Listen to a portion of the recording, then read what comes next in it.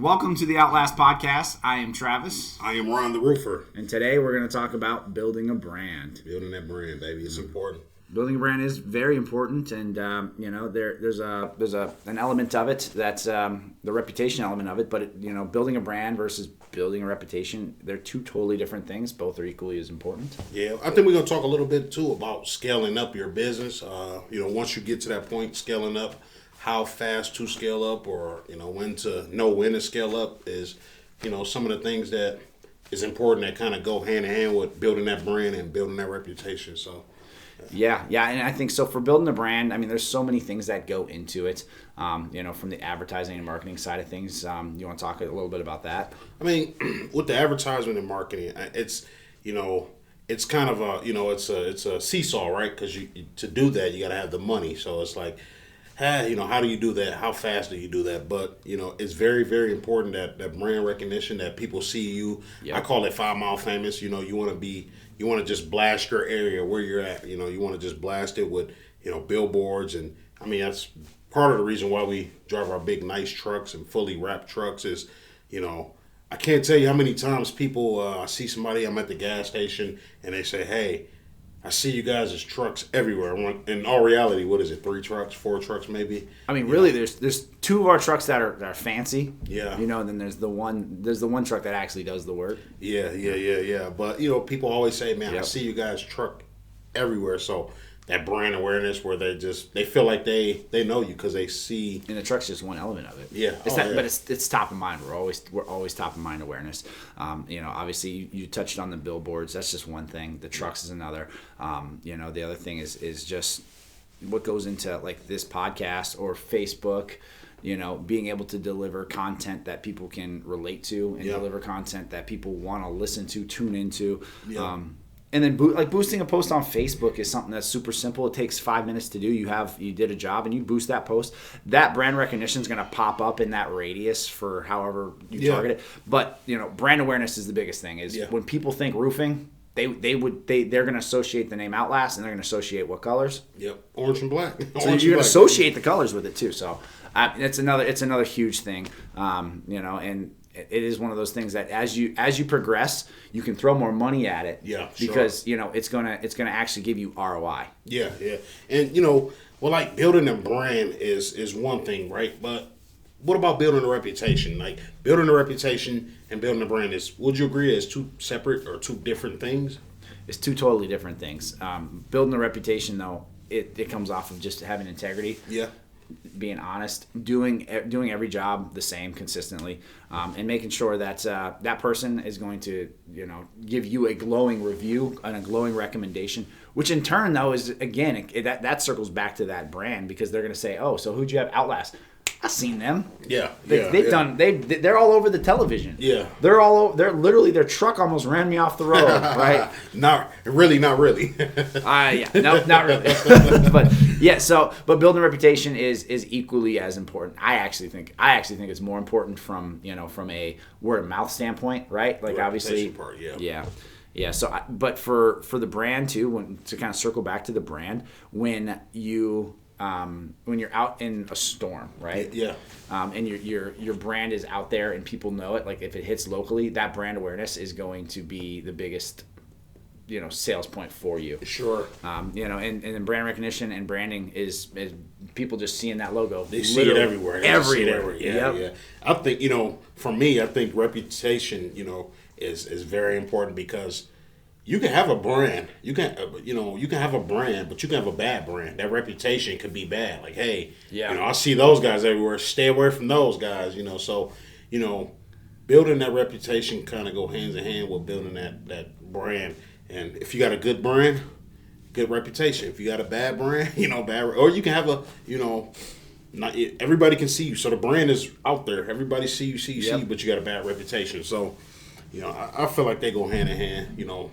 Right with each other, right in line with each other. Well, and like the other thing is like for people out there that are wanting to get into this, like you gotta carry yourself. Like you might not be the owner of the company, but you should strive to want to, act as if the business is is yours, and you are the brand. Like, so what your company is, you should really try to line up with the core values of that company. So, I mean, don't just go to the first company that you go to in any field, but for roofing, go and talk to 3 or 4 roofing companies and say, hey, this is kind of where my values line. Where are yours? Yeah. And then that way you can actually be a brand ambassador for that company. Yeah. That's super important too. You want to be able to, pick up what they're laying down. Yeah. A brand that represents you, so to speak, right? Yep. Yeah. And it's like, for me coming into, Outlast Construction, there's a brand part of it that people first, right? And for me, like, yes, the money's great, but the people first brand that we have, that's actually, that led into the reputation that we now have. Yeah. So it was a people first brand. We were out there saying, hey, we're giving the free roof giveaway. This is all part of our brand, right? Like, yeah. But it bled into our reputation now. So we're a company that gives back. We're a company that's willing to go the extra mile to help somebody. And if there's anything we can do, we're going to do it. And all of that stems from, honestly, the ownership of this company. Yeah. It's a top-down effect, and it's just kind of bled into our veins. So you like the reputation, that good reputation, just bleed into that brand where, I know these are some good people. I know these are, and it just kind of bleeds into that brand. Hey, this is a great brand, Outlast Construction. But what do you say to the the guy that make, his reputation is good. He's kind of in the middle of building his brand, and he's kind of thinking about maybe scaling up. Maybe he have one dump trailer. He's thinking about grabbing another one. Maybe he only have 2 sales guys. Maybe he's thinking about adding another sales guy. Like, what do you say? Yeah. How does scaling up kind of fit into that, building a brand and building a reputation? Is it kind of like a puzzle piece where they all kind of intertwine? Man. It has to be the perfect storm. But like, for those, I recently bought a pool. Nice. All right, nice. And that pool has to have a healthy pH balance. Yeah, sure. If I add a little too much of this or a little too much of that, my water turns brown, or my water has too much chlorine content, and it'll burn your skin, right? Right. It's the same thing with scaling a company. Like, you want to be able to. So if you add 2 salesmen. Well, now you just put on 2 extra salesmen on the secretary's point. So now you got to take more off her plate. Now another secretary. Yeah. And then vice versa with like the dump trailers. Now you have to have people to operate those dump trailers. So scaling your business is one of those things that you need to do delicately, but you have to do it. Otherwise, you're going to be stagnant. You're going to be a stagnant pool. Yeah. So you need to make sure that you're scaling it appropriately every step of the way. Yeah. But there's times when you have to scale back because you just realize, hey, I'm putting too much onto this person here. I do need to take a step back and assess that and reevaluate all that stuff. Yeah. But for you, I know you're huge onto like organization and CRMs and stuff like that. Oh yeah. Like tell people about that a little bit. I feel like RoofLink has been a very very important part of us kind of scaling up, and I think you'll agree we're kind of in the middle of that scaling up ourselves. Me and you. So I think with our CRMs kind of keeping things organized for us, that helps us scale up. That helps us to be more productive on what we do. So when we bring the next guy up under us, we can train him in and show him everything, and his job will be that much more easier. So scaling up, I think the responsibility of scaling up kind of falls on everybody. It's kind of like a domino effect or a chain effect. Yeah. But scaling up, I mean, it's a great thing, but I think you kind of, like you said, you kind of got to know when to scale up and kind of when to scale back. I think everybody's goal is always to scale up, but scaling back is sometimes not necessarily a bad thing. If you put your foot on the gas too much, you can ruin that brand, that reputation. It kind of. You can lose sight of what made you too, right? Yep. So, but I mean, with what you were talking about on the CRM too. I mean, I think, we've done the paper trail thing, and it's great, and it's old school, and I feel like I loved it until I realized, where's that one paper? Where's this or that? So you can't scale properly if you don't have the proper tools too. Yeah. So I mean, if you're not investing in a CRM system, you're not investing in yourself and your business with new technology that's coming out, because this is an ever growing field. Oh yeah. Like, if you're not doing that, it's kind of going to be hard to scale up, right? Stay small. Yeah. That's what I would say. If you're not willing to do that, stay small. Stay chucking a truck. Stay 1 or 2 people and 1 crew. But if you have visions to go bigger, then you need to absolutely build that up with CRMs, brand recognition, and then obviously having a good reputation behind you to start it from the bottom. Yeah. I would agree, man. I would definitely agree with everything you just said. And, I think the only thing I would say differently, sometimes being a small guy isn't a bad thing. It depends on what situation, where you want to go, where your vision is. Some guys want to be. I mean, you look at some of the bigger companies in the United States. I mean, you got some big guys out in Texas, and you got some big guys. I met quite a few owners of big companies. The big boys.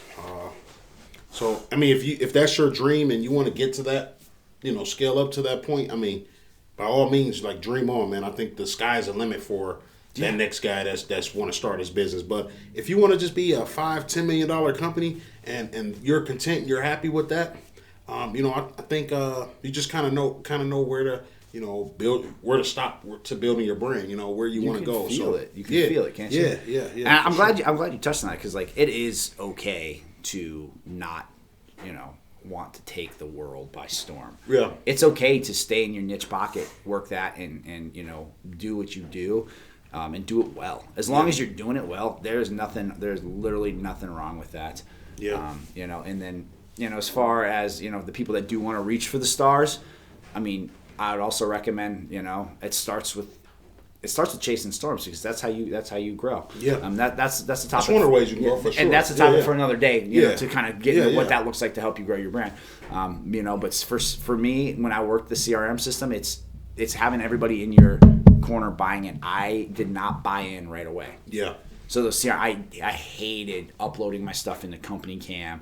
I hated using RoofLink, Xactimate, all that stuff. I hated it because I was used to the old school stuff. Yeah. You weren't kind of, mentally. You were like, I wasn't there. I'm cool with where I'm at. I'm not necessarily Yep. want to take on more jobs. But now you're kind of seeing the benefits of the technology that's helping you scale up, and now you're kind of seeing the results of getting the bigger jobs and getting those those exactly those big 150 square walkers that you like to do. So now kind of it's easy getting up for those. I love right? when you talk dirty about 150. Oh, for sure, man. But it's easier to get up for those jobs. But that's part of scaling up. Like you're gonna have to kind of change with the technology, change with the times to scale. The fact up. that you're saying the word change was literally the next thing I was gonna say. Is like, people hate change. Yeah. I hate change, but growth comes from what? Change. Growth comes from change in uncomfortable situations and doing uncomfortable things that you wouldn't do before. So to scale, you're going to have to be uncomfortable. You're going to have to make changes, and you're going to have your team buy in, and you need to have that team behind you to do it. Absolutely. And I think everybody need to kind of be on the same page as how far you want to go. How far do you want to scale up? How massive do you want to go, or how kind of small do you want to stay? But, nonetheless, I mean, big or small, you definitely, like I said, big or small, reputation have to be there, building a brand have to be there, and scaling up or down, at some point is going to have to be there. Well, and it started. We started this company 10 years ago, and we're just now it's layers, right? You had your first scale, I'm the owner and operator. Yeah. Now you're at the next level. Now you're the owner, operator, but you have some help. Yeah. And now you're at the point where you're the owner and you're operating everything in the background, but you have foot soldiers, and we're finally at that point. Yeah. And it's taken 10 years to get there, so it's not something that's going to happen overnight for you. And that's and if you have those visions that's going to happen overnight, then you're going to hurt your brand and you're going to hurt your reputation. You don't want that. Yeah. Believe in yourself, bet on yourself, build a great brand, and a good reputation is going to come with that. And when you feel like it's time to scale up, or if you feel like it's time to scale back. But nonetheless, man, I feel like the sky's the limit for anybody that's looking to get in this industry. If you put people first, I think you're going to succeed no matter what. No matter what you how big or how small you want to go. Keep people first, you'll be fine. And like you said, I think even if it's a guy that's not necessarily trying to start his own thing or do his own thing, but if he want to join a company, make sure those core values kind of align with your core values. And I think it's pretty simple for me to say. I don't know. Yeah, no, I mean, I do. And I think it's really important, like you said, to have self-awareness, to be able to figure out, does this company work for me? And if you're the owner, does this team member fit what I'm trying to do? And overall, when it comes to scaling, it really is up to you as the owner to figure out what feels right. Yeah, and I know we touched a lot on scaling on this one, but I kind of want to bring it back to building that brand. Like just, I think it's easy for us because I think we got a great brand. Like that was one of the things that kind of draw me in to Outlast. I love orange and black colors anyway. I love that color scheme. Yep. I'm a Harley guy. That's the Harley Davidson kind of color scheme. But that brand, just seeing those trucks, it just like I'm like, man, I want an Outlast truck. You know what I mean? Like I want a nice big lifted wrap truck, and that brand automatically, before I even knew who the owners were, who worked here, I already wanted to be a part of it. Just solely off that, just constantly seeing those nice trucks, constantly seeing, orange and black signs, yard signs everywhere, and I've been in the industry my whole life, but never nothing as flashy as this, and I love flashy. I love that. Some people get turned off by that, by the big flashy trucks. Some people, more people love it than not. But just that brand, man, I love it. What do you say to somebody that's like literally you'll roll up in your big fancy wrap truck and they say I've had it happen. I've even had friends say it. Yeah. You don't need my money. Look at your brand. Your brand is this big flashy truck. Why would I give you my money? You look like you have millions. What do you say to them? Well, I say to them is, first and foremost, man, my truck is my moving billboard. So anywhere I go, if I go to the grocery store, if I go to the mall, anywhere I go, I want you to see, hey, this is Outlast Construction.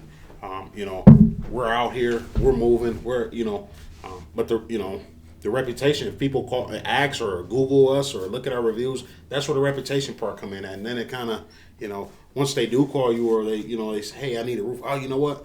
It's just kind of self-conscious in their mind. I've seen that Outlast truck. But for the, the people that says, hey, it kind of turn them off to your big truck, it's a moving billboard, so. It is tough because you do see this truck and it might even tend to be something that that people say you don't need it, so why would I give you my business? And it hurts because they don't understand that you need these trucks for all that. So and what would you say if I'm going to kind of play devil's advocate here, right? Yeah. If if you called me out for an estimate to give you an estimate on your roof, you need a roof, and I showed up in a truck that was just all rusty and all beat up, and I could be a very capable contractor. I might know my stuff, but if I showed up in a rust bucket, would you hire me to do this job? Would you?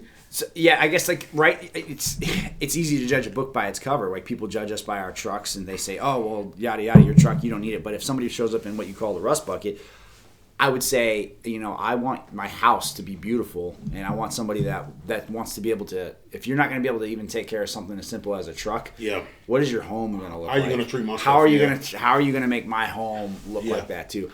That's a really good point. So having that brand, your brand is perception is reality. So if you roll up in a rust bucket, they're going to perceive you as somebody that enjoys not taking care of things. It's a two-sided coin, right? It's kind of a two-sided coin where choose your side. We chose the side of the big trucks, and it's part of us. It's who we are. And I would also say, hey, if people are going to judge you based off of what your truck looks like too, or something like that, they're probably not the customer you want. Yeah. So it's a marketing tool. Yep. So I think at the end of the day, brand recognition and scaling and reputation, they all go hand in hand. And we feel free to leave comments if you have any questions, or reach out to us via email. So we're here for you on that. Absolutely. Make sure you guys like, comment, and subscribe to our YouTube channel, so we can keep this thing going, give you guys more content, more things to talk about. So with that being said, man, Trav, I think we need to go out here and be 5 Mile famous, man. Let's get 5 Mile famous and 5 Mile famous. 5 Mile famous and build that brand, that reputation, right? All right, guys. We'll catch you on the next one.